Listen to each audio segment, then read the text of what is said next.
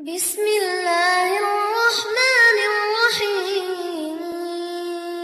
السلام عليكم ورحمة الله وبركاته. الحمد لله وكفى، والصلاة والسلام على رسول الله المصطفى وعلى آله وصحبه وذرياته وأمته ومن وفى. أما بعد، فيا أحباب الله وأحباب رسوله صلى الله عليه وسلم، أوصي نفسي وإياكم بتقوى الله فقد فاز المتقون، فلا تموتن إلا وأنتم مسلمون. فقال تعالى: يا أيها الذين آمنوا اتقوا الله حق تقاته ولا تموتن إلا وأنتم مسلمون. Yang amat berbahagia kami muliakan Datuk Seri Muhyiddin Syah, Menteri Besar Kerajaan Negeri Selangor. Semoga Allah Subhanahu wa taala senantiasa memberikan hidayah, perlindungan dan kesehatan bagi beliau dan keluarga sehingga dapat menjalankan amanah memimpin Kerajaan Negeri Selangor ini dalam ridha Allah Subhanahu wa taala.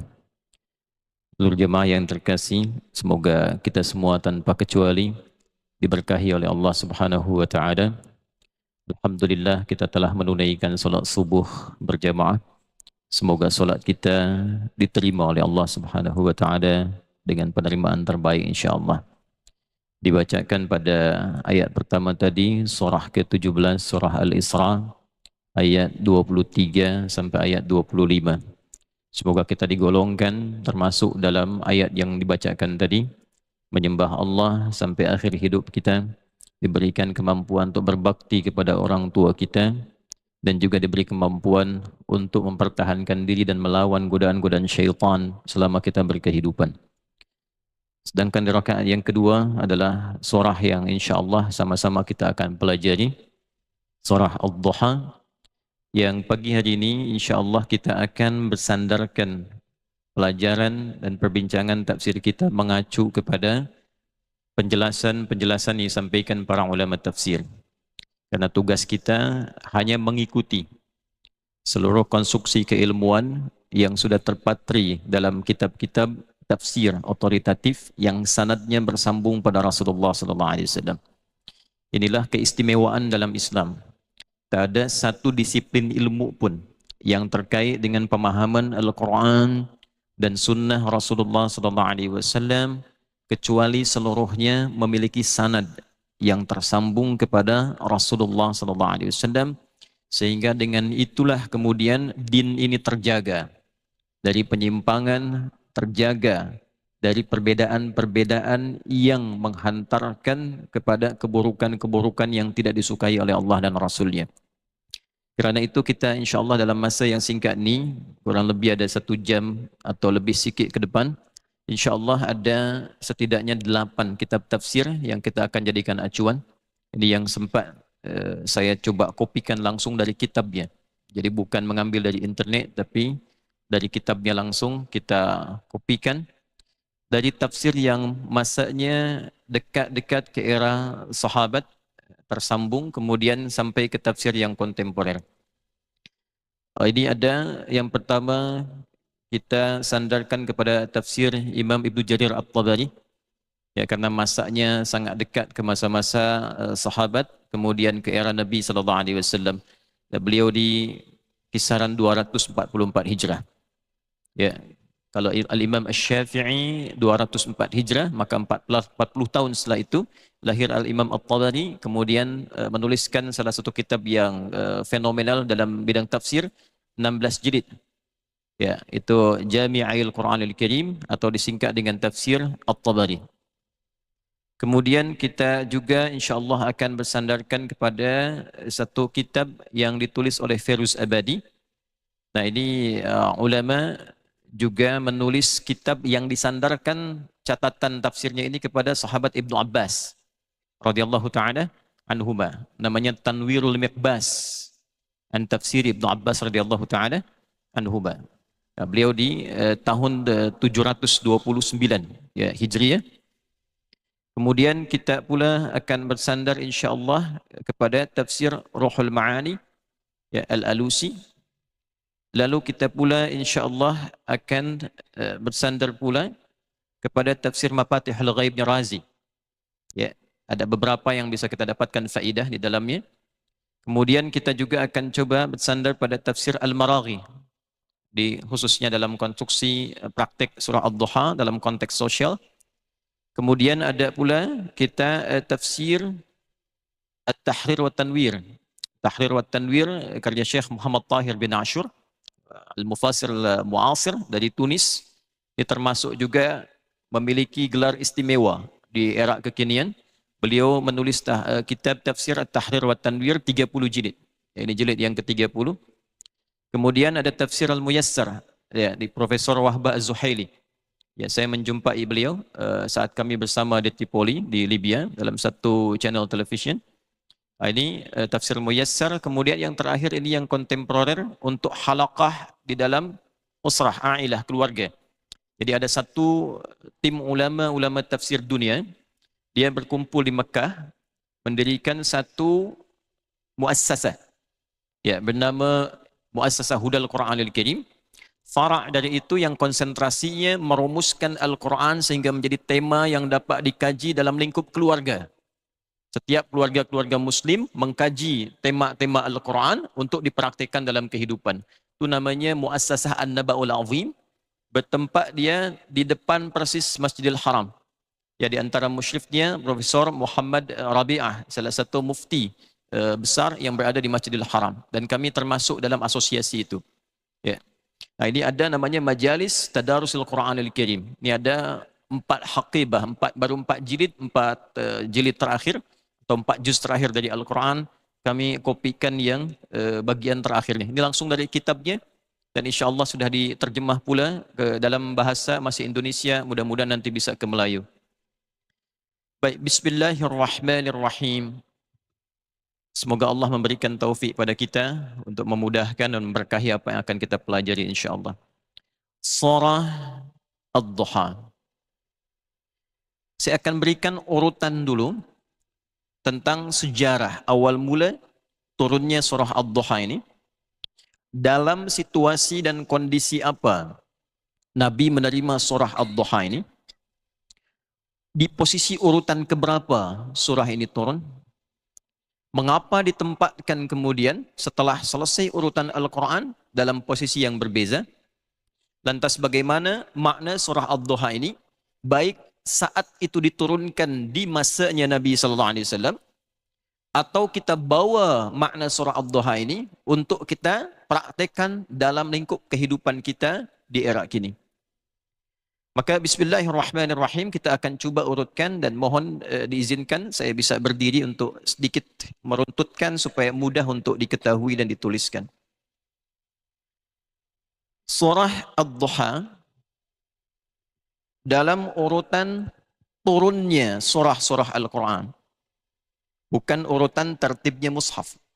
Dalam urutan turunnya surah-surah Al-Quran memiliki posisi yang ke-11 diturunkan dari urutan surah Al-Quran.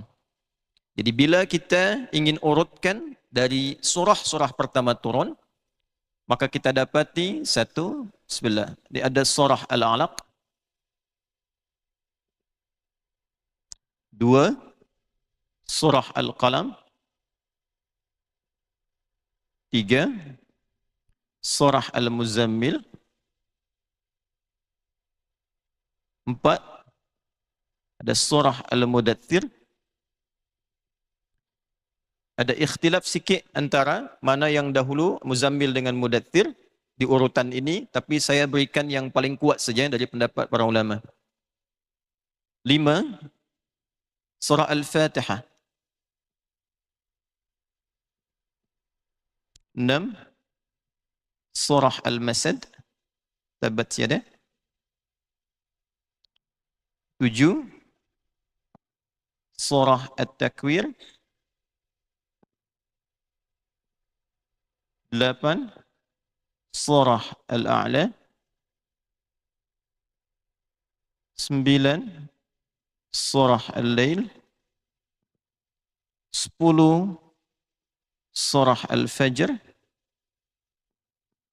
11 dan satu paket dengan surah 12, satu paket turunnya adalah surah Ad-Duha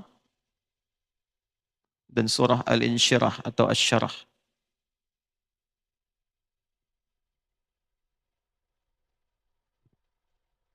Ini awal urutan, saya cukupkan sampai surah ke-12 karena bahasan kita sampai surah ke-11.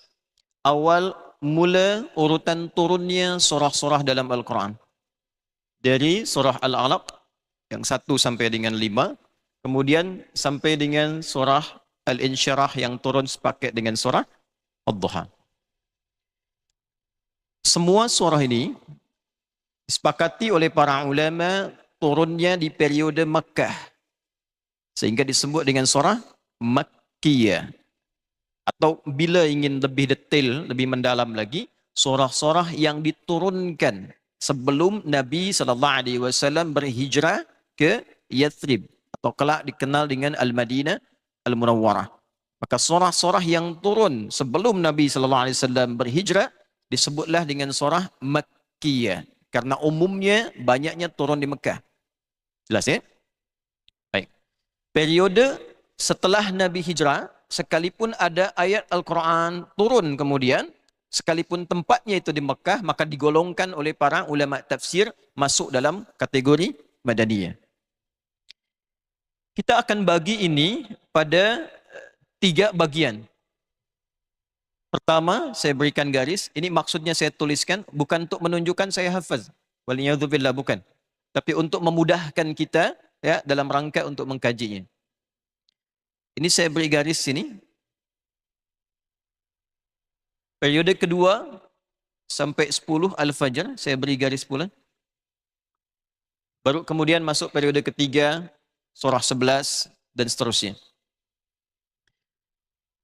Pada periode pertama, seperti kita ketahui, Nabi SAW menerima wahyu pertama dengan turunnya surah Al-Alaq. Khususnya ayat 1 sampai dengan ayat 5. Bertempat di Gua Hira. Jadi banyak sekali pelajaran-pelajaran di madrasah, sekolah-sekolah, pondok-pondok, ya sifatnya informatif lah. Hanya menyampaikan turunnya di Gua Hira. Kalau tuan-puan cuba misalnya, insya-Allah semoga dimudahkan Allah Subhanahu wa taala untuk berumrah atau berhaji insya-Allah, ya. Nanti coba ukur jaraknya dari rumah Nabi SAW sampai ke Gua Hira itu berapa panjangnya. Ya, saya sendiri sempat kemudian mencoba untuk mengikuti itu, untuk merasakan bagaimana Nabi SAW menerima wahyu itu. Ya. Jarak dari rumah Nabi sampai ke Jabal Nur saja, Jabal Cahaya, itu kurang lebih 6 sampai 7 kilo. Naik lagi ke atas, sampai ke puncak, itu kurang lebih 700 meter. Sampai puncak turun sedikit, baru masuk, berkelok sedikit, baru bisa masuk ke dalam Gua Hira itu. Ya. Saya sempat naik ke atas, lantas melihat dari situ ke lokasi kami bermula berangkat.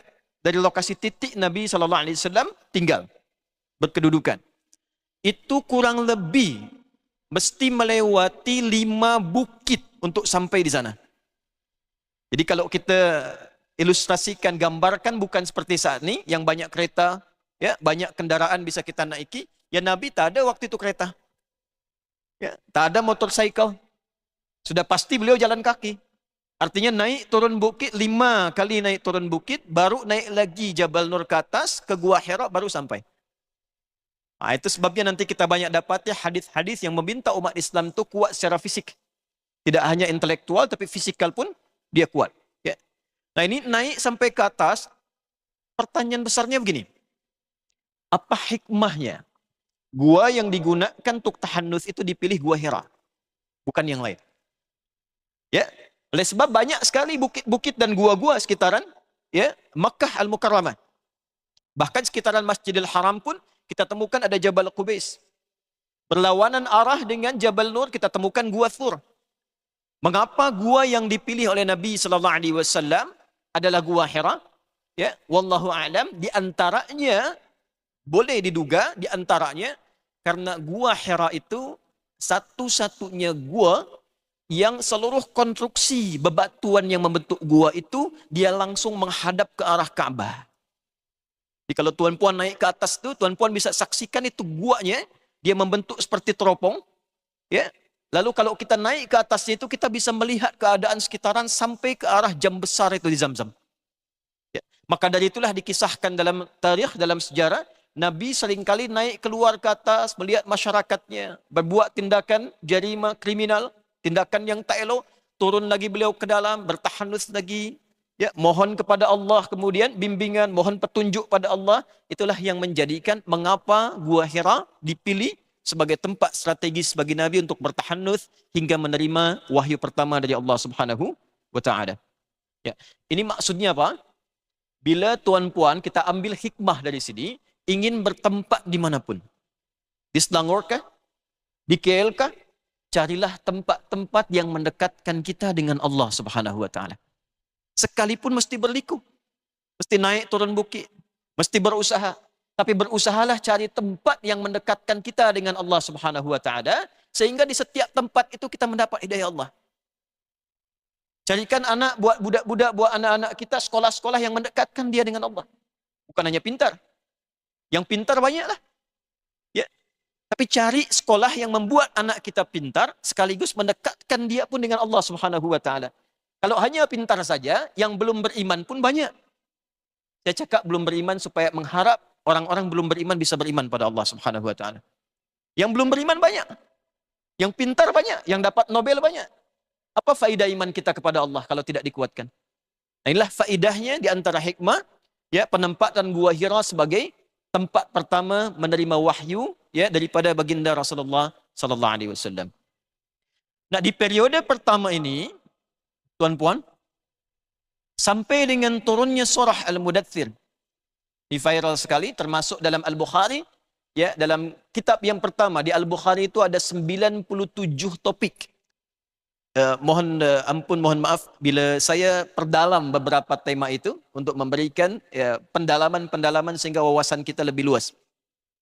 Jadi di kitab-kitab hadis itu ada setidaknya 4 tipikal, 4 klasifikasi. Satu ada yang diberi nama dengan jami', 2 sunan, 3 musnad, 4 mu'jam. Jami', sunan, musnad, mu'jam. Bila tuan-puan mendapati kitab jami', itu maknanya kitab hadis yang disusun berdasarkan tema-tema yang komprehensif dalam kehidupan. Ya, semisal kita beri contoh, ada Sahih Al-Bukhari, ada Sahih Muslim, itu nama kitabnya disebut dengan jami'. Karena di dalamnya dikumpulkan hadis-hadis Nabi SAW, lalu diurutkan dia berdasarkan tertib tema-tema, topik-topik yang kita perlukan dalam kehidupan kita keseharian. Karena itu Imam Al-Bukhari memberikan namanya Al-Jami' As-Sahih Al-Musnad Al-Mukhtasar min umuri Rasulullah SAW wa sunanihi wa ayyamihi. Coba diulangilah. Kerana terlampau panjang, kita singkatlah dengan Sahih Al-Bukhari. Kitab saya ni, kata beliau, kitab yang berisi tema-tema luas tentang kehidupan. Berisi 97 tema. Semua isinya saya telah pastikan, saya cek semua sahih, valid. Validitinya tersambung pada Rasulullah SAW. Tidak banyak saya syarah, singkat padat saja, mukhtasar.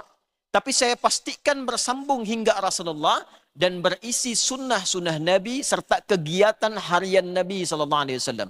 Apa yang Nabi kerjakan dalam sehari. Nah, cara berinteraksi dengan kitab-kitab ni, tak harus kemudian kita mau baca atau boleh baca semua. Kalau tuan-puan mau, boleh, sila. Tapi kalau ingin kita lebih baik memanfaatkan kitab itu, pilihlah tema-tema sesuai dengan kebutuhan dan profesi kita. Contoh, ini ada pelajar-pelajar dari sekolah-sekolah, universiti, dari pondok-pondok, keluarkanlah topik yang ketiga, Kitabul Ilmi. Supaya bagaimana cara belajar yang dituntun oleh Rasulullah SAW. Dari sini nanti Imam An-Nawawi mengeluarkan kitab namanya At-Tibyan fi Adab Hamalatil Quran. Supaya belajarnya berkah, cepat hafal, cepat ingat. Ya, lama lupa, sulit untuk lupa. Ya. Kemudian ada orang tanya, Tuan Puan bagaimana kalau iman saya kadang naik, kadang turun? Kalau naik semangatlah saya, sunnah saya kejar. Kalau turun kadang yang fardu tertinggal. Bagaimana kita naikkan ini dan kita jaga supaya tak turun-turun? Maka buka topik yang kedua, Kitabul Iman. Nanti ada ayat Qurannya, ada hadisnya, ada subtopiknya. 57 hadis mengajarkan kita bagaimana cara menaikkan iman dan menjaga supaya tak turun-turun. Nah, tentang ini ada di pembuka topik pertama kita Bad'ul Wahyi. Tentang awal mula wahyu turun. Ya, awal mula wahyu turun. Sekaligus ini legitimasi bagi kenabian Rasulullah SAW. Bagaimana standar yang disebut Nabi itu. Sehingga bila ada orang mengaku sekarang mengatakan saya Nabi, nah lihat standar ini. Ya, Nabi sudah cakap ringan dan padat. Kata Nabi, la nabiyya ba'di. Tak akan ada Nabi lagi setelah saya. Nah, ini sekaligus kalimat mukjizat ingin mengatakan, nanti sepeninggal saya, akan ada orang mengklaim, mengaku dia Nabi. Cukup katakan, tak ada Nabi setelah Rasulullah. Selesai ya? Sekarang terbukti ya? Saya tak tahu kalau di Malaysia, di Indonesia itu ada 20-30 orang ngaku jadi Nabi itu. Jadi kalau ada orang mengklaim Nabi, tak usah heran. Tak usah heran, karena Nabi sudah katakan, yang heran itu setiap ada mengklaim, ada pengikutnya lah. Nah itu yang problem. Nah di antara yang disampaikan di kitab Bad'ul Wahyi itu, dari Jabir bin Abdullah radhiyallahu ta'ala anhuma, tentang proses turunnya surah ini, khususnya terkait dengan Al-Mudaththir. Saya percepat sampai ke sini. Saat Nabi SAW naik ke atas Gua Hira, Jabal Nur, Bukit Cahaya, naik ke Gua Hira, kemudian ke dalamnya masuk. Ditunggu-tunggu setelah periode Al-Alaq, Al-Qalam, Al-Muzammil, ternyata tak nampak, belum ada tanda-tanda wahyu turun. Di periode 3 ini, Al-Alaq, Al-Qalam, Al-Muzammil, itu masih malaikat Jibril menyamar. Apa bahasa Malaysianya menyamar itu? Menyamar ya? Menyamar, menyerupakan manusia. Ya, karena itu di periode awal surat Al-Alaq itu dipeluk Rasulullah SAW karena malaikat menyamar atau menyerupakan manusia, laki-laki. Ya, Iqra ma'ana biqari, Iqra ma'ana biqari, Iqra bismi rabbikal ladzi khalaq. Baru kemudian beliau bisa mengikuti bacaan sampai Al-Muzammil. Pada Al-Mudaththir ini, saat naik kemudian ke atas Bukit Cahaya, Jabal Nur, masuk ke Gua Hira, ditunggu, tak ada kemudian tanda-tanda turun wahyu.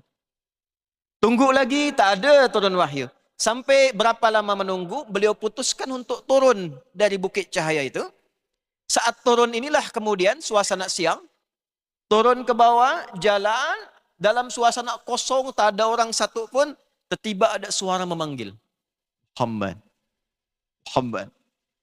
Rasulullah SAW tengok kanan, tak ada orang, kiri tak ada orang, belakang kosong tak ada orang. Kemudian tengoklah ke atas, baru beliau sampaikan, aku melihat sosok besar seperti duduk antara langit dan bumi. Sosok besar, duduk antara langit dan bumi. Pak Menteri besar lah keluar dari Masjid Selangor ni siang-siang. Tengok kanan, kiri tak ada orang. Dia begitu keluar, tiba-tiba ada yang manggil, Datuk. Datuk. Tengok ke atas sosok besar, baju putih, rambut panjang, Datuk. Apa kira-kira respon tu? Ya. Assalamualaikum. Tak mungkin. Ya. Maka Nabi katakan fara'ibtu minhu. Bulu kudukku naik. Pertanda ada rasa takut. Jadi takut tu normal lah. Takut tu normal. Yang tidak normal tu tidak takut terhadap maksiat. Takut untuk ibadah, tak takut untuk taat. Itu tak normal. Tapi kalau rasa takut tu biasa, khauf tu biasa. Ya, itu ada di Quran surah kedua Al-Baqarah di ayat 153. Itu di antara fitrah manusia, paling kiri sebelah atas di mushaf. Wala nabluwannakum bisyai'im minal khauf. Kami akan uji siapapun yang berkehidupan itu sepanjang masih hidup, pasti kita mendapatkan cobaan, ujian. Di antara ujian tu, cobaan tu rasa takut, khawatir. Ya. Dia khawatir kalau pulang dari sini tak dapat sarapan. Ya. Istri khawatir kalau suami pulang terlambat, itu khauf. Nah, Nabi pun begitu melihat suasana itu, ada rasa khawatirnya, rasa takutnya, sampai beliau katakan, aku bergegas untuk pulang ke rumah. Bulu kuduku naik, bergegas pulang ke rumah. Nah, ini poin yang ingin kita garis bawahi. Sampailah di rumah, dibuka pintu oleh istri tercinta itu. Ini kita masuk bab rumah tangga lah. Ditataplah wajah istrinya, menatap wajah istri, hilang setengah takutnya. Setengah problemnya hilang. Ya, itu nanti muncul riwayat istri salihah itu begitu dipandang lah, pandangannya bisa membuat suami itu tenang. Ya, suami tuan puan dari pekerjaan, tuan pulang dari pekerjaan sudah macet, sudah banyak persoalan problem di kantor, lihat istri lah, coba lihat tengok. Setengah masalah hilang tak? Kalau hilang berarti Khadijah lah dia. Ya. Atau tambah masalah ya. Ya. Setengah masalah hilang. Nabi katakan, zammiluni, zammiluni, selimuti aku, selimuti aku, selimuti aku. Ya, maka dibawalah ke bilik beliau, di kamarnya, kemudian beliau berbah, diselimuti, keluarlah kalimat yang sangat indah. Bila dipraktikkan suami istri ini seperti ini, maka damai kehidupan rumah tangga sampai kembali pada Allah. Kalau bahasa kita atau bahasa Malaysianya, suamiku sayang, engkau tu orang baik. Tak pernah punya musuh. Engkau penyangga untuk anak yatim, penolong orang-orang duafa. Tanamkanlah pada hatimu yang paling dalam. Aku akan bersama denganmu dalam suka dan duka. Ada begitu puan praktikkan pada Tuhan? Ayat. Kalau begitu kita praktikkan dalam hidup, tenang kehidupan rumah tangga. Saat seperti itulah sudah tenang. Nabi turunlah surah Al-Mudaththir. Ya ayyuhal muddaththir. Qum fa'anzir. Dan seterusnya ayat. Inilah periode pertama turun. Ya, jadi kalau suami pulang ke rumah, dia membawa persoalan, maka tugas istri memberikan ketenangan. Itulah sakinah. Bila sakinah sudah ada, maka bawa dengan tilawah untuk memohon petunjuk pada Allah Subhanahu wa taala. Tilawah. Nah, lepas ni setelah Al-Mudaththir turun, itu tidak turun wahyu selama 40 hari. Itulah sebabnya tadi kami berikan garis begini. 40 hari ya, Nabi hanya mempraktekkan 4 surat ini, dibacakan beliau dalam kesempatan solat beliau, khususnya dalam solat malam. Ya. Jadi kalau malam sudah tiba, itu sudah terdengar suara-suara bahkan dari ya jirannya Nabi SAW, termasuk yang tidak Muslim. Saya cakap tidak Muslim karena ada nanti yang sampai meninggal pun dia tak berislam. Ya. Maka terdengar suara Nabi membacakan surah-surah Quran, khususnya di 4 surah ini. Ya. Karena setelah turun surah Al-Muzammil, itu Nabi diminta oleh Allah supaya bisa bangun malamnya. Ya ayyuhal muzammil, qumil laila illa qalila, nisfahu awin minhu qalila. Nisfahu awin minhu itu tengah malam, ya lebih sikit atau kurang sikit. Kalau kita lihat sekarang pukul 12 misalnya, lebih sikit, bisa pukul 1, setengah 2, atau kurang sikit. Itu dalam bahasa Arab itu disebut saja, idastaqarra. Kalau malamnya sudah hening, enak, ada sentuhan pada jiwa. Karena itu di ayat ke-6 surah Al-Muzammil dikatakan inna nasyi'atal laili hiya ashaddu wata'an wa aqwamu qila. Bila tuan-puan bisa bangun malam tuh dalam keadaan malamnya sudah tenang. Tenang, istaqarra wastawa, itu disebut dengan saja namanya. Saya tulis nih. Nabi bangun tuh dalam suasana malam kondisi demikian. Jadi kalau kita konversi ke waktu, apakah jam berapa Ustaz? Tuan Guru jam berapa mesti saya bangun tahajud lah? Ya, maka ukurannya tidak kepada jamnya. Coba dilihat suasana malamnya sudah tenang, sudah enak sehingga damai pada hati kita menunaikan solat di dalamnya. Bangunlah Nabi, tunaikan solat. Selama 40 hari tidak ada wahyu lain yang turun kecuali 4 surat inilah yang diperbanyak oleh Nabi SAW dibaca. Barulah setelah 40 hari, turunlah kemudian 6 surah berikutnya. Al-Fatihah, Al-Masad, At-Takatsur, At-Takwir, At-Takwir, Al-A'la, Al-Lail, Al-Fajr. 40 hari setelah itu. Tak ada orang komen, termasuk yang musyrik. Tak ada orang komen. Mereka hanya menyimak, penasaran saja apa yang Nabi bacakan. Apa yang beliau tilawahkan di setiap malam. Setelah periode ini, 10 surah turun, 12 sampai 15 hari. Ada versi mengatakan 12 hari di Tahrir wa Tanwir, ada versi mengatakan 15 hari di kitab-kitab yang lain dalam catatan sejarah. Tidak turunlah wahyu itu dalam periode ini. Maka yang tadinya tidak ada yang komen, ya, hanya dia mendengar Nabi kemudian baca Quran, lalu turun lagi 6 surat berikutnya, tidak ada yang komen. Dalam posisi inilah pada surah yang ke-10 tak ada lagi yang turun selama 12 hari, 15 hari, Nabi itu gelisah. Apakah wahyu terputus? Naik lagi ke Bukit Cahaya, naik lagi ke Gua Hira. Saking beliau inginnya mendapatkan wahyu, semangat untuk mendapatkan petunjuk Allah, sampai-sampai naik turun itu tak peduli lagi dengan fisiknya. Sampai tangannya itu berdarah, terluka. Dalam kondisi itulah kemudian datanglah olok-olok, cibiran, caci maki, ya, yang muncul dari orang-orang musyrik pada masa itu, termasuk juga bagian dari nasab keluarga beliau yang tidak beriman, keluarganya Abu Lahab. Ya, nanti kita bacakan di antaranya, ya kita bacakan. Nah, di periode inilah kemudian muncul satu, ada cacian, dua, ada tuduhan. Ini saya tuliskan sebagai hikmah nanti. Ya. Yang ketiga, mulai tampak permusuhan yang nyata.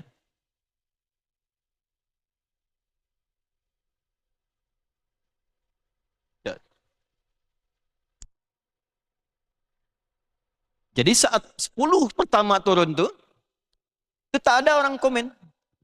Aja dengar nih Muhammad baca apa nih? Ya. Apa yang dibacakan Muhammad, apa yang ditilawahi Muhammad, itu semua komennya begitu saja. Tiap malam penasaran dengar. Sampai ke 10 ini, periode 10, surah turun. Nah, sampai mereka menyimpulkan, ini Muhammad nih kreatif nih. Ini Muhammad nih pembuat syair lah.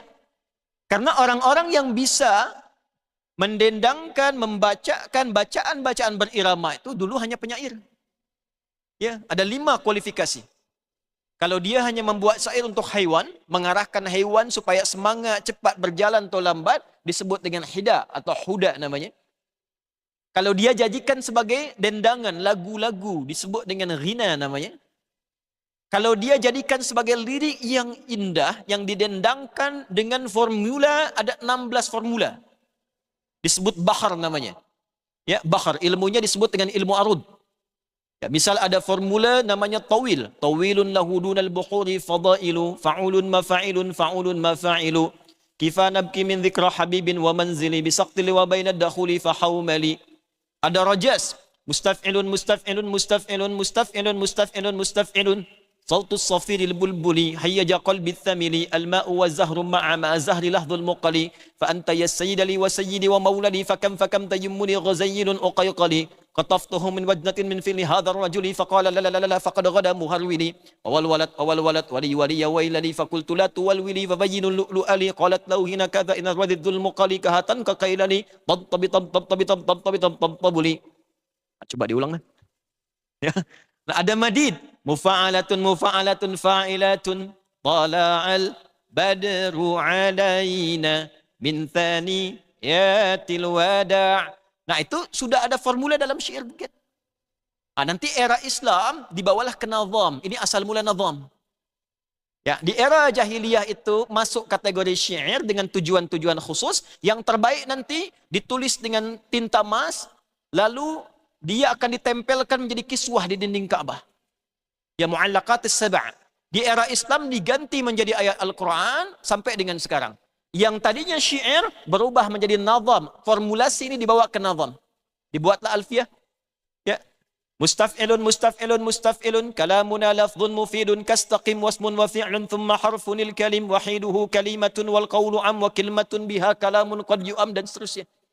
Nah, nanti itu dibawa sampai ke era berjayanya Islam di Spanyol, Andalusia. Lalu dibawa kembali oleh Barat, dirubah jadi notasi.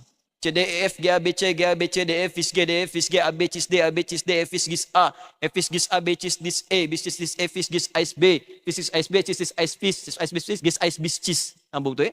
Maka kita temukan alat-alat dengan notasi tadi. Nah, mereka menduga, mengira Quran itu sama dengan itu. Maka dituduhlah Muhammad itu seorang penyair pula. Ya. Nah, orang-orang jahiliyah itu, kalau dia buat syair, dia akan cari inspirasi ke lembah-lembah. Dan dia mengklaim punya syaitan khusus. Jadi penyair tuh bisa buat sihir, minta bantuan syaitan dari kalangan jin. Karena itu viral dalam kalangan mereka, likulli syairin syaitanuhul khas. Setiap pujangga, setiap penyair, dia punya syaitannya khusus. Syaitan yang khas. Maka ketika wahyu terputus 12-15 hari ini, di antara cibiran tuduhan yang dialamatkan pada Rasulullah adalah, tu lihatlah setannya Muhammad sudah meninggalkannya. Ya. Ini saya bacakan salah satunya, yang diutarakan Rawat Tirmidzi dari Tahrir wa Tanwir. Rawat Tirmidzi an Ibni Uyainah anil Aswad an Jundub al-Bajali qala kuntu ma'an Nabi sallallahu alaihi wasallam fi ghari fadamiyat isba'hu faqala hal anti illa isba'un damiyat wa fi sabilillahi ma laqit qala fa'abtu alaihi Jibril faqala al-musyrikun qad wuddi'a Muhammadun fa anzalallahu ta'ala ma wadda'aka rabbuka wa ma qala. Ya, satu riwayat lagi, ma thabata fi sahihaini yazidu ahaduhum 'ala al-akhar anil Aswad ibn Qais an Jundub bin Sufyan al-Bajali qala damiyat isba'u Rasulillah sallallahu alaihi wasallam fashtaka falam yakum lailataini aw thalathan faja'at imra'atun. Ini poinnya. Faja'at imra'atun wa hiya Ummu Jamil bintu Harb zauji Abi Lahab. Jadi datang seorang perempuan, ya, namanya Urwa, gelarnya Ummu Jamil, istrinya Abu Lahab, yang dikecam oleh Al-Quran dengan turunnya surah Al-Masad yang kita tuliskan. Ya, surah yang ke-6. Nah, Ummu Jamil ini komen. 12 hari, 15 hari tak ada surah turun. Apa komen Ummu Jamil? Ya Muhammad, inni la arju an yakuna syaitanuka qad tarakaka lam arahu qarabaka mundu lailataini aw thalath. Ya Muhammad, nampaknya setan sihirmu itu sudah meninggalkanmu. Jadi ketika tak turun surah selama 12-15 hari, dia datangi Nabi SAW, dia katakan, pertama dia tuduh Nabi. Ini dia. Menyamakan Al-Quran dengan syair.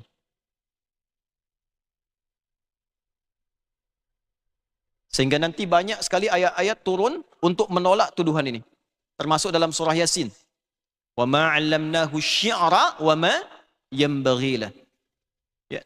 Wa ma huwa biqauli syair. Bukanlah Al-Quran itu termasuk dari syair. Ya Muhammad dituduh, setelah itu dicaci. Ada menuduh, ada mencaci. Ya Muhammad lam ara syaitanak. Ya Muhammad kau tu penyair. Cuma sayang, tak nampak lagi setanmu memberikan syair padamu selama 12-15 hari ini. Aku tak pernah dengar 2-3 hari ini kau bangun malam membacakan syair-syairmu itu. Menuduh sekaligus mencaci Nabi. Setelah viral itu, kalimat-kalimat itu, mulailah orang-orang lain ikut mencaci dan mengatakan dalam riwayat At-Tirmidzi tadi, Muhammad sudah ditinggalkan oleh Robnya, oleh perawatnya.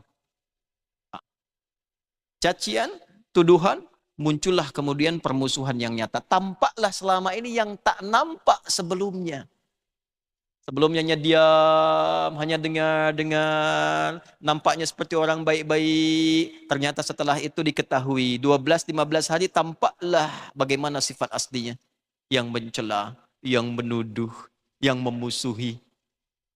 Setelah diketahui semua orang-orang tentang sikap mereka terhadap Nabi 12-15 hari ini, barulah kemudian turun surah ke-11 itu Ad-Duha, satu paket dengan surah ke-12 Al-Insyirah. Wad-Duha wal-laili idza saja ma wadda'aka rabbuka wa ma qala walal akhiratu khairul laka minal ula walasawfa yu'tika rabbuka fatarda alam yajidka yatiman fa'awa wa wajadaka dhallan fahada wa wajadaka 'ailan fa'aghna fa ammal yatima fala taqhar wa amma as-sa'ila fala tanhar wa amma bi ni'mati rabbika